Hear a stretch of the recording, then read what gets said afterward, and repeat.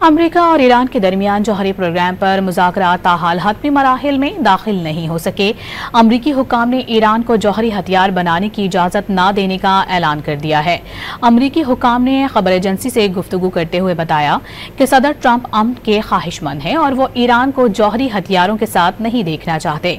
Iran ने अमरीकी हुक्काम के बयान पर रद्द अमल देते हुए दो टोक वाज़ेह कर दिया है कि वो यूरेनियम अफजूद की मुअत्तली के मुतालबे को किसी सूरत कबूल नहीं करेंगे।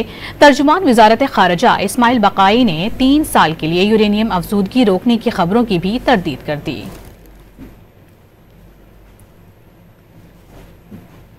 अमेरिका और ईरान के दरमियान जौहरी प्रोग्राम पर मुज़ाकरात ताहाल हतमी मराहिल में दाखिल नहीं हो सके। अमरीकी हुक्काम ने ईरान को जौहरी हथियार बनाने की इजाज़त न देने का ऐलान कर दिया है। अमरीकी हुक्काम ने खबर एजेंसी से गुफ्तगू करते हुए बताया कि सदर ट्रंप अमन के ख्वाहिशमंद हैं और वो ईरान को जौहरी हथियारों के साथ नहीं देखना चाहते। ईरान ने अमरीकी हुक्काम के बयान पर रद्द अमल देते हुए दो टोक वाज़ेह कर दिया है कि वो यूरेनियम अफजूद की मुअत्तली के मुतालबे को किसी सूरत कबूल नहीं करेंगे।